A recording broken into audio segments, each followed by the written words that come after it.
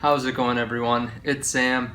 Today we have to look at NAT, and I actually got up and recorded part of a video really early today to go over the tanker rates. So in a video that I am releasing tomorrow morning, part of it's going to be on Genus, part of it's going to be on NIO, and part of it's going to be on NAT and their tanker rates.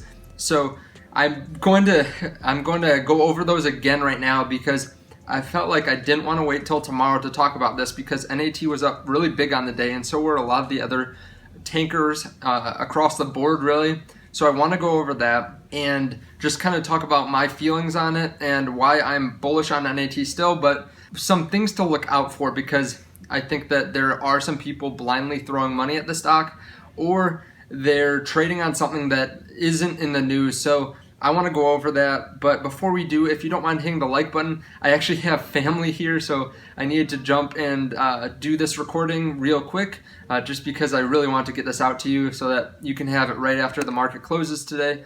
But if you don't mind hitting the like button, if you haven't subscribed, please subscribe. I really appreciate it. And if you do want some free stocks with WeBull, or if you want to start investing with M1 Finance, there are links down below, and that greatly helps me out. I mean, I'm just starting here on YouTube really and starting to grow, and that means a ton when you do that. It really helps me out personally. So I appreciate that, but we'll get right into NAT here. So looking at the chart today was an insane day in the stock market. Tesla was up 10%.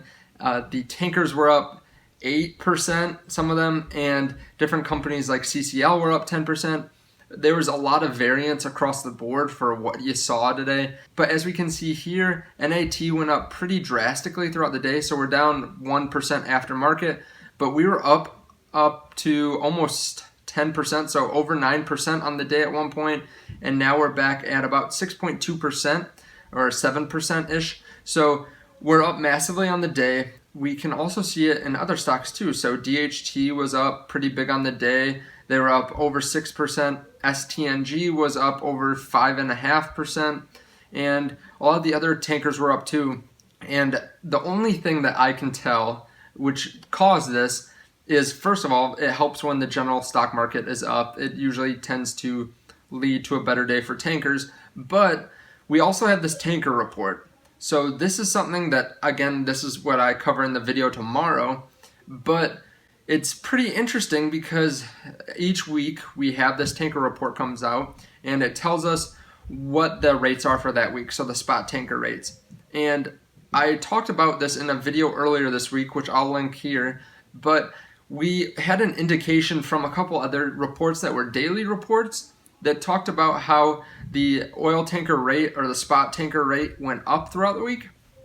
And as we can see here, Suezmax is the tanker that NAT has a lot of, and it went up about 40%. So it usually costs about $8,000 a day to run these, and we were getting pretty close to that rate. So we were down to 10,000, now we're up to 14,000, and the VLCCs and some of the other large crude carriers are up significantly too, about 50%.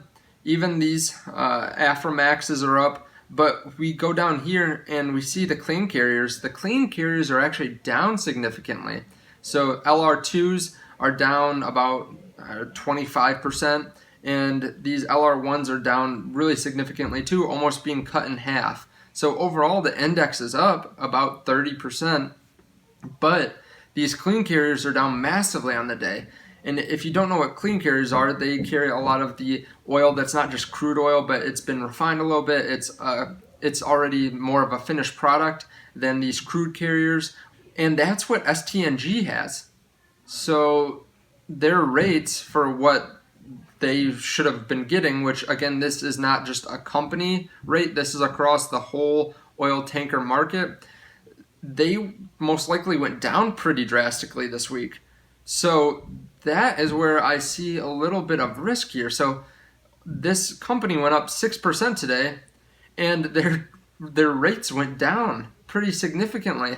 I don't understand why that happened, and I tried to look for it. I couldn't find it. If you guys know, put it in the comments below. I'd love to hear. But my thought is that a lot of people saw that the crude carriers went up this week, and they started throwing money at every kind of oil tanker that they could think of, or maybe they researched it and found that STNG is pretty inexpensive for how much they earn, or something else. I don't know exactly, but they are an oil tanker, but their business is in clean carriers. So it's pretty interesting to see that go down.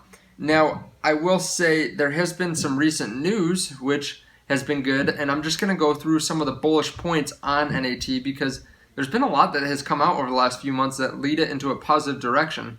So first of all, just more recently than anything else, the NAT CEO bought a lot of shares of NAT. So I think he bought around 50,000 shares, and that was about $200,000 worth, which you might be saying, well, that's not a lot. He's a rich guy. He has millions of dollars or tens of millions of dollars, which is totally true. A lot of people said that he was just doing that to bump up the share price, which I get on one hand. Like, there are CEOs that get their pay based on how the stock does, but I don't think that that's the case with NAT.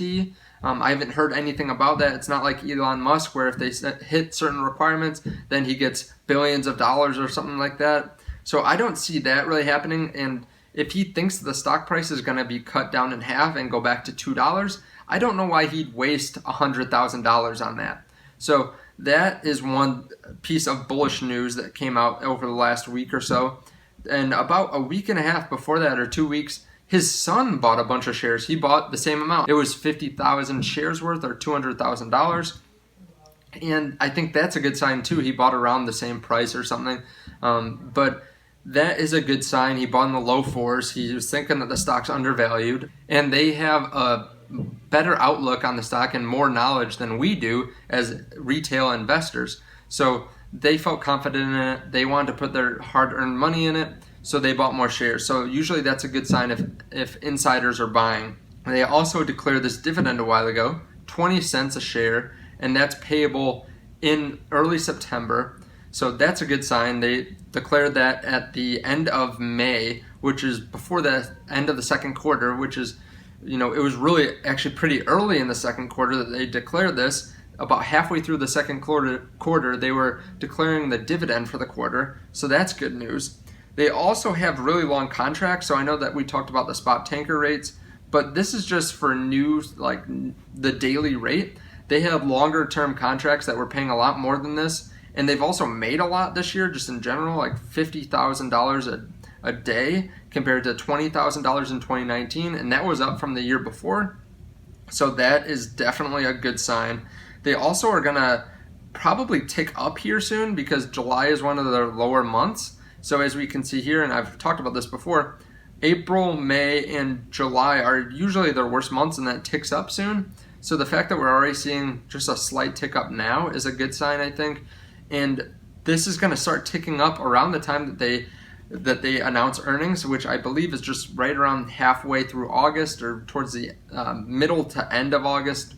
And they're going to announce earnings. This is going to be at a time when everyone else is announcing terrible earnings, and they are announcing that they've made more money than ever. They're doing great. They're producing these large dividends. Even compared to other tankers, they still are kind of overvalued compared to other oil tankers, but they are the ones that everyone invests in. I mean, they were up 8% today when everyone else was up 5 or 6%. So they have a lot more eyes on them, like I've said before. And then if we also look, they are really highly shorted. So if you use this website, which you might have seen this in one of my past videos, they have a lot of shorts. They're decreasing the amount of short positions. So people are feeling more bullish about it. So they had about 18 million shares shorted. Now they have about 17 million shares shorted. So a lot of people are betting against the stock, but that's starting to change a little bit. So that's a very good sign. I mean, we're up pretty big on the day, but to see that change is pretty awesome, because if there is a short squeeze where the price goes up, people have to start buying back into the stock because they have shorted it and they have to buy back some shares. That can cause an upward pressure where the stock price increases, more retail investors buy in. I've talked about this before. So it can cause the price to go up dramatically. And that is something where when we have days like this, 6 or 8%, that causes some people to buy back into the stock. They don't want to be on the wrong side of it if it goes up to $6 or $7. Now, I've also talked about this too, but there aren't that many tankers being built right now. I mean, there are some, but there are more regulations coming out in about 10 years, and no one wants to build a tanker that only lasts 10 years because they have to scrap it because it doesn't reach regulations. So there aren't a ton of tankers that are going to come on the market. It also takes several years to build a tanker. So that's going to be interesting to see too. It's not like we're going to have all this great supply of tankers now and then the prices go down. It should stay about the same or even go up. And we should also see, like I said, those rates start going up in the fall. So we're going to see rates go up. There are not going to be any more tankers on the market. Hopefully it produces some good earnings. And we're going to see some nice dividends, I think, over the next little while. Now, people always ask me, when should I buy? When should I sell? Well, that depends on you. I mean, if you are someone that has been nervous this entire time and you really have lost sleep out of it, maybe you consider selling. I'm not giving financial advice. That's not my job. I can't tell you when to buy or sell. But if it's something that's been dragging on you mentally, maybe it would be a time to sell, because how would you feel if it dropped back down to $4 or something? So just consider that. If it's too large a portion of your portfolio and you've just been constantly buying more, consider what you want to do. I mean, again, I'm not trying to tell you what to do. I can't tell you what to do. I personally have a small portion of my portfolio in them, but I feel comfortable with it. I feel good that I'm taking advantage of a company that I think is going to do well. So I think that I am buying some into the stock, but I'm not buying so much that if it goes down 5%, I'm losing sleep, I'm worried about it. I feel confident in all my positions because otherwise I wouldn't have them. I'm not trying to average down to the point where I'm spending way too much money and I'm getting nervous over it. So that's just something to consider.